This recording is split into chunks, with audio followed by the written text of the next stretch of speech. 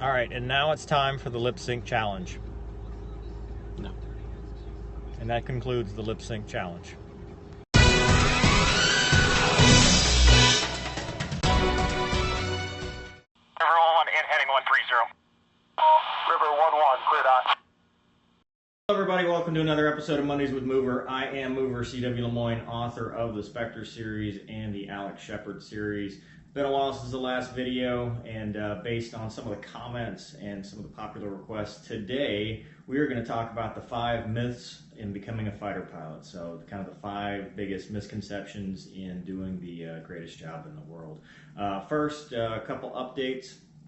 The paperback copy of I Am the Sheepdog is now available on Amazon. I'll leave the link in the description, or you can click it up above. So the paperback's finally available. That's good. We're still working on some other projects. Sorry it's been a while for a video, but you know, it's just a time thing. So let's roll right into it. For the 5 myths of becoming a fighter pilot. Start with number 5. One of the things, you can't be tall. That was actually given to me by a friend of mine. Heard that a few times. People say, oh, you can't be tall and stuff. I've actually printed out from a recent hiring board the requirements, and so I don't get it wrong, the height requirements are minimum 64 inches, maximum 77 inches, and your sitting height must be between 34 and 40 inches. So as you can see, you know, that's 77 inches is pretty tall. I mean, I knew a guy that was 6'4", 6'5", flying the F-16. I mean, his head, you know, pretty much almost hit the canopy. And, you know, he was right there, and if they went with Jehemics, he wasn't going to be able to keep flying, so he retired. But I'm 6'1". You know, I fit fine in the F-16. I fit fine in the F-18.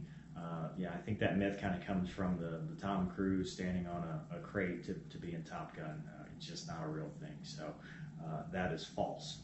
Number 4, you have to have a technical degree. I've heard that a few times too. People think that, you know, you have to have an aerospace engineering degree, some kind of math degree. In fact, in high school, I was told by my geometry teacher that I wouldn't be a good, I wouldn't make it as a fighter pilot because I couldn't, you know, I made like a C in one of his classes, and he's like, you'll never fly with that. Yeah, false. You don't, to be a fighter pilot in the military, you have to have a degree. That's it. Doesn't matter what it is. It could be underwater basket weaving. It could be some BS liberal arts degree. It can be just about anything. My degree was in business law. I've got a Bachelor of Science in Management with a major in business law. I've never used it a single day. Okay, number 3, you have to be enlisted. I've heard that from a few people that think, you know, only pilots are enlisted, or they come out of high school and go and become a fighter pilot. That's just not true. Fighter pilots for now, and that's subject to change, in the Air Force and Navy are all officers, which means they've got a 4-year degree and they've been commissioned through one of the commissioning sources. I wasn't enlisted. Very few people. A lot of guard guys, you know, guys who go through the Air National Guard, do end up enlisting first and then getting hired by the unit, but you know, that's few and far between. As far as, you know, the general makeup, it's usually through either Air Force Academy, Air Force OTS, the Naval Academy, the Naval Officer Candidate School, OCS, Guard, or ROTC, ROTC at one of the colleges. So no requirement to be enlisted. While you're in training, at least when I went through officer training school, you are an E5 for training purposes and for pay purposes, but that's as far as it goes. There's no requirement to be enlisted prior to becoming a pilot, and most of them are. Number 2, that you have to go to a service academy. That is the second most common myth that we hear, that you have to go to either the Air Force Academy, the Naval Academy, some academy as a commissioning source. The academy is a great school. They're both very highly ranked. They're both good places to go to college. However, they're just college. They sometimes will get you a pilot slot, but to be a fighter pilot, your commissioning source has nothing to do with it. I went through officer training school.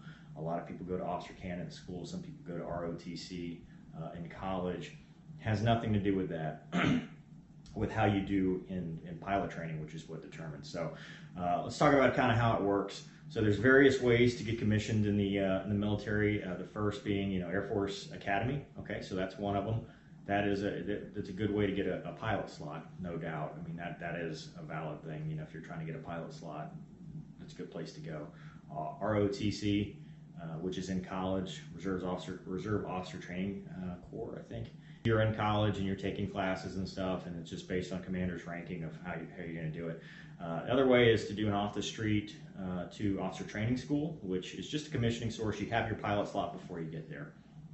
And then Guard Reserve. So the Air National Guard has boards where they hire people off the street, and the Air Force Reserve has boards, individual units. So you'll know you're flying a fighter straight there, and I'll talk about that in a second. So that's how you get commissioned. Once you get commissioned, you get your pilot slot, you go to pilot training, everyone starts the same level. Everybody's square zero. So there's no bias towards academy grads or ROTC or OTS or anything like that. The only people that show up knowing on day one that they're going to go fly a fighter, Guard Reserve, because that's how it works. You get hired, for example, I got hired down in South Florida to fly F-16s. So I knew on day one of pilot training, as long as I made the grades, I was going to go fly F-16s. No doubt about it. You know, I had to make the same grades as everybody else, but I wasn't worried about the assignment. So the way it works, you get to pilot training, you are graded throughout, and your grades determine whether you track select to T-38s or whatever. So your grades are what get you to that point. So would the academy help you? Maybe, maybe not. You know, it might get you that pilot slot, but it absolutely has nothing to do with it. And what I recommend is going to the Guard Reserve, just because, you know, you're not dealing with the active duty stuff. You're still flying the same fighters. You're still, you know, serving your country the same way. It's just you're not putting up with 4 years of an academy or whatever. You get to go enjoy college and go do that. So it's definitely false. On the Navy side, there is no Guard Reserve in the sense that you can go off the street. So for the Navy, you can't go Navy Reserve. You know, I flew VFA 204 down in New Orleans. They don't hire guys off the street and send them to pilot training. Same thing with the Marines.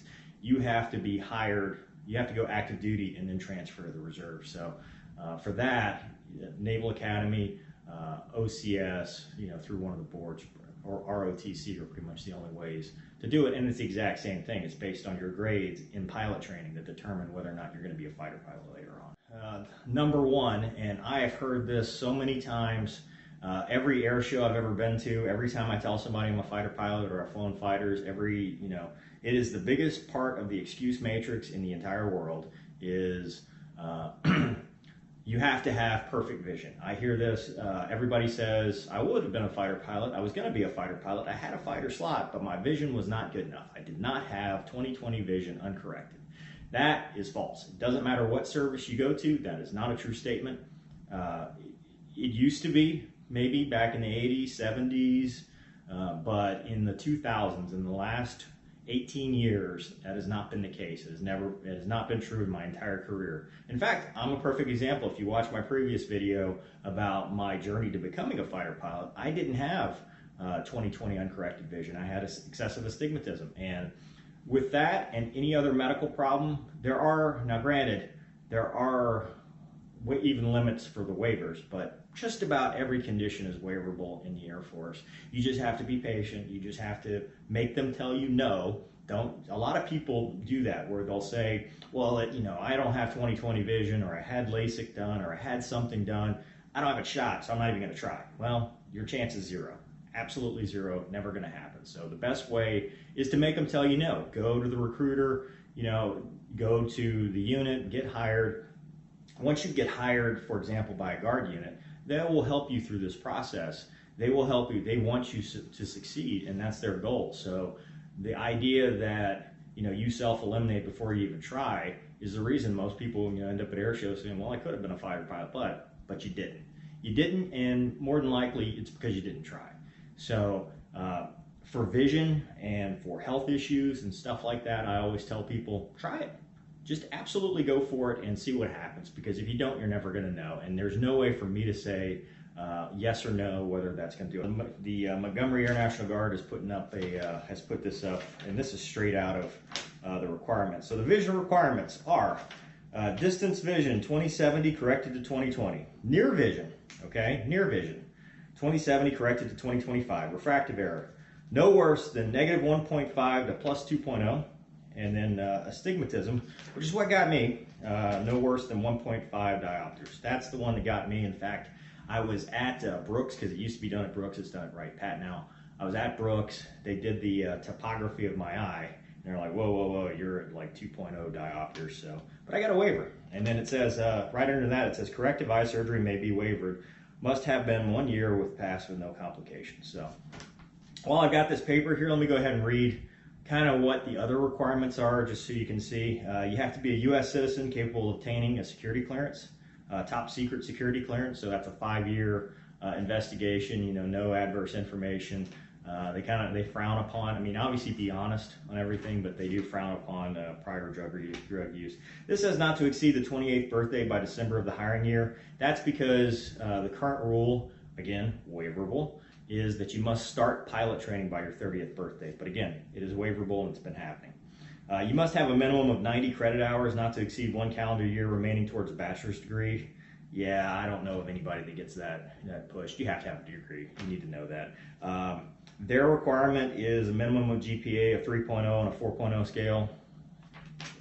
Again, doesn't matter what the degree's in, doesn't even say what it has to be, but you know, so if you have an engineering degree and it's a 2.8 or something, it depends on the board. It really, you know, that's just their requirement.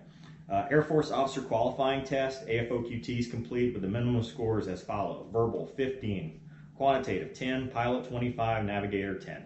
That's not that high. That's really, the pilot and navigator scores combined must equal 50. And that's just the minimum. Obviously, you know, to be competitive on a board like this, you're going to have to be higher. But it's worth pointing out, my scores were kind of low, at least for the pilot side. I think it was like 77 or something. And they said, oh, you know, a C5 unit told me I wouldn't do well in pilot training and to graduate number 1. So scores don't always matter. You got to have an FAA first class medical. That's their requirement. A private pilot certificate is not required but highly desired. And I agree with that. At least have some flight hours, and that'll help your scores, because the TBAS, which I don't remember what TBAS stands for, but your pilot candidate selection method score, that PCSM, is based off of hours plus how you do on the test. So it's really important to have some hours, just so you know you can do it. You know, have that confidence. You know, it's a little bit of an investment, but you can have the confidence that you can go fly. You can go, you know, solo an aircraft. I mean, at least solo. That's probably, you know, the next thing. And then you must be able to pass the Air Force Fitness Assessment, which is a 1.5 mile run. Geez, I don't remember. For 18 to 29-year-olds is what you'd be looking at, and that's like 13:30. I think is the no kidding. You fail if you do more than that. And you got to do as many push-ups as you can do in a minute, and then as many sit-ups as you can do in a minute, and then they tape your waist to make sure you're not too fat. So really easy to do. If you're really wanting to do this, that's something you can do. So that's the 5 myths. You know, recapping. There's a lot of myths out there. People have self-eliminated because of this list, that somehow people think that, you know, oh, I can't do it because of X, Y, and Z. Not necessarily true. So go out there, try it, make them tell you no, and in the future videos, if this is something you want, we'll talk more about how ways to be successful both as a candidate and as an officer training candidate or in school, and then we'll talk about how to be successful in pilot training and stuff. So let me know in the comments below if that's something you guys want. Starting with this video, any comment, if we end up using it in the mover mailbag, I'll send you a free signed copy of Absolute Vengeance. So in the video, in the comments below, requirements are you have to be a subscriber and you have to leave a comment on this video. So pretty simple, but we'll do that in the future episodes of the mover mailbag. Hope you liked this video. Hope you enjoyed. If you did, like I said, like, subscribe, share, do all that good stuff. The more subscribers we get, the more videos we can do like this. And hope everybody's having a great week, and we'll see you next time.